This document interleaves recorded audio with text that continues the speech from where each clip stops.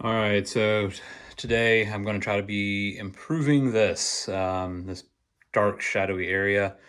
In my office at home, I've got one light, and it doesn't really produce that much light at my desk because I've got this outcropping from the roof. This office is above the garage, so everything else is just a big mess in here right now. But I'm gonna be putting a 6-inch wafer light in my office here. I've already gone ahead and drilled a small 1/8 inch hole.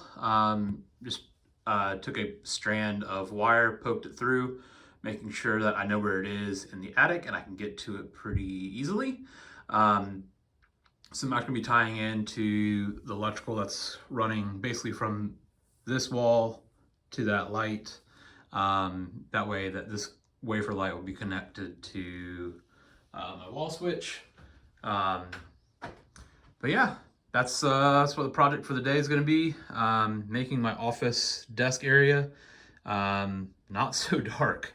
Anytime that I have my video camera on or camera on for video calls, it looks pretty much like it's out of 2009, 2010. So yeah, this is how I'm going to become a better asset for Amazon, so I can actually have light at my desk and work. All right, first step is going to be taking a big hole saw and going ahead and opening up the hole in the ceiling.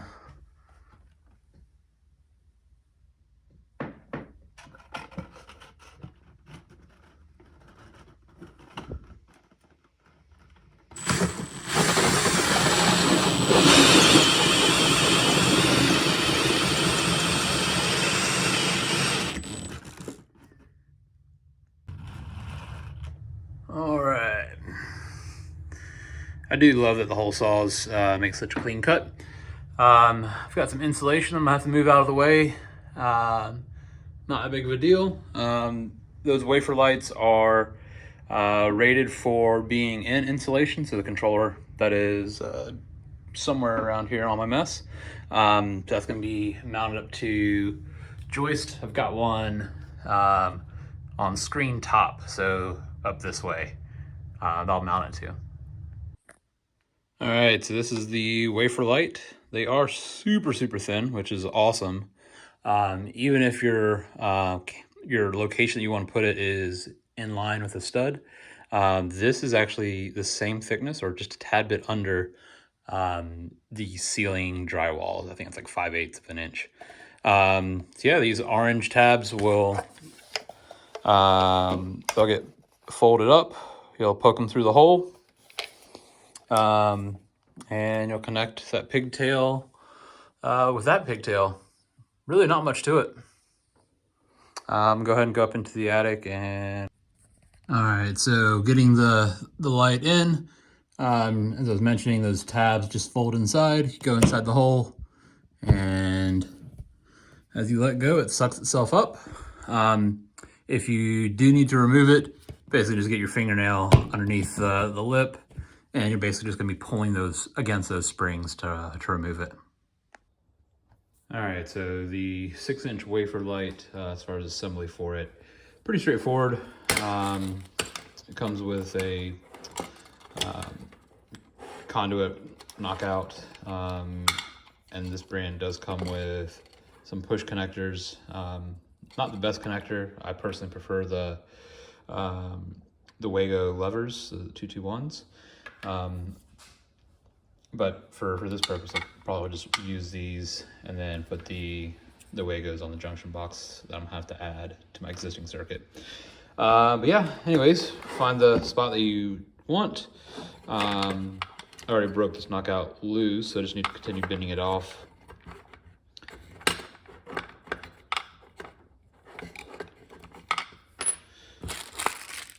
And once that's off, we'll go ahead and put the this knockout conduit plug grommet, whatever it actually is called. Just go ahead and snap that guy in. And I'm gonna go ahead and pre-wire one of these sides. I don't actually know the length that I need, but I'm assuming it's like 6 foot. I was up in the attic just a bit ago. So I'm gonna get roughly about 6 foot of some 14-2 cut out. Go ahead and pre-term one side of it. And then I'll have to make a run to the hardware store to get a junction box to close this stuff up. All right, so go ahead and strip back some of the insulation. Got to my 3 strands. And as I mentioned, I'm just go ahead and pre-wire the actual box for the can light, or the wafer formerly can lights. And while I'm already in the garage, I'm just gonna go ahead and strip back this section here and go ahead and throw Wago on top, just so I have it all ready before having to make multiple trips back out to the garage. One thing that I honestly wish that I would have remembered or thought of, kind of goes with the whole Jordan is novice part, is I do have some catapult style wire strippers, but I never actually used them for anything on solid core wire. I don't have a reason for it, I don't know why, but makes it a whole bunch better than with the old style strippers for me. Other people may be more skilled, but for me, I just found this to be so much simpler. I'm gonna go ahead and do that now. All right, went ahead and pushed the wire through, went ahead and made my connections. And then the last bit is just to tuck terminated wires in, close the cap. It does come with a couple screws to be able to mount this box to one of your studs or joists. So I'll go ahead and get this draped up into the area that it needs to be in the attic, and probably have to go run to the hardware store to get a junction box. Do have extra grommets, but no junction box.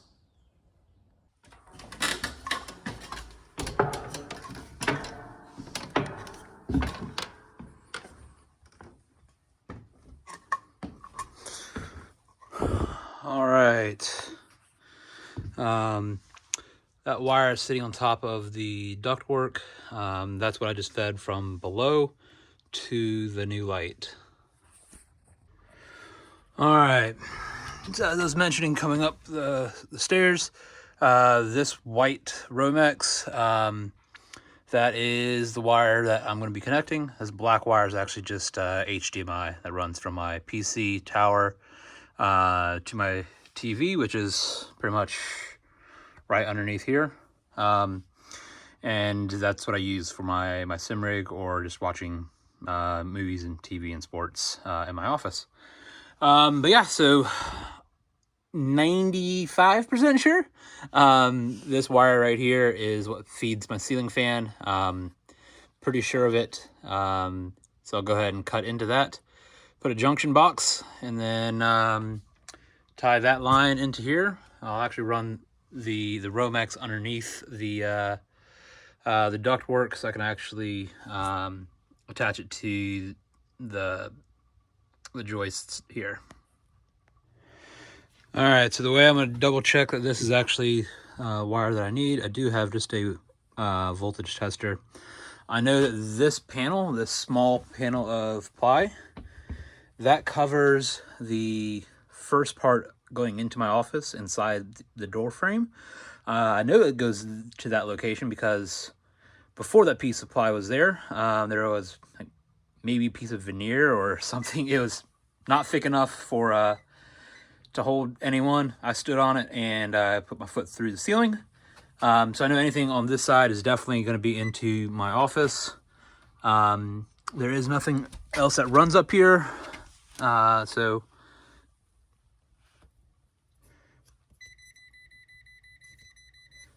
that's the only thing that's on, and that is up this high. Everything else is run through the subfloor and on the ground level. So yeah, I'm gonna go ahead and shut the breaker off, cut this, splice in. And there's always a puppy tax. Sam, what's up, bud? Generally when I'm doing stuff, not paying him attention, he'll put himself to bed. And then just wait for his turn. 90% sure that I got the correct breaker, since all the lights up here are off, and I'm assuming that they're all on the same breaker. So light that was coming from my office is off. But when I get up there, I'll actually use the tester and verify that it is actually off. I got a couple LED remote lights put up here. Got little work lights set up. And just confirm. Yep, we are good. So yeah, I'm gonna go ahead, cut into this at the junction, then tie in that line. All right, so I got the box mounted. I'll have a cover on here in a bit. I gotta go back downstairs since I forgot to grab a knife to be able to peel back some of this insulation. I got strippers with me, but I don't have the skill to use that to peel back the outer cores. Sorry for the background noise. My heat just kicked on here a few minutes ago. I've got the wires poked through.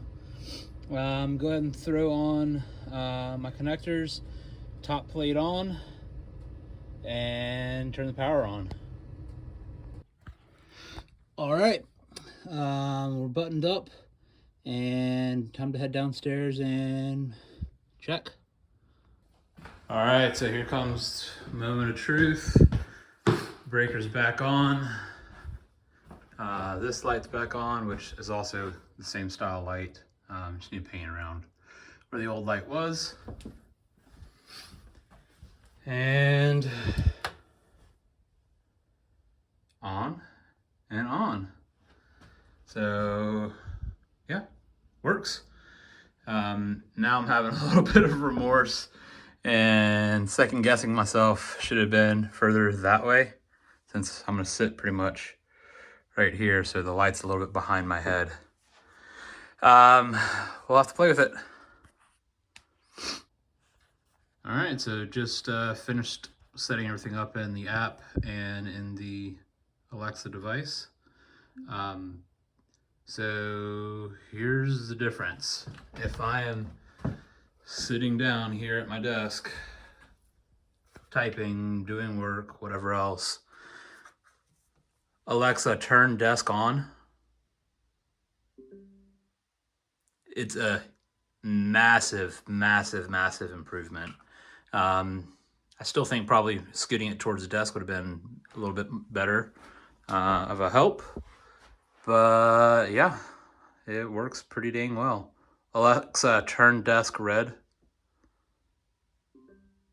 And there we have it for my alma mater school.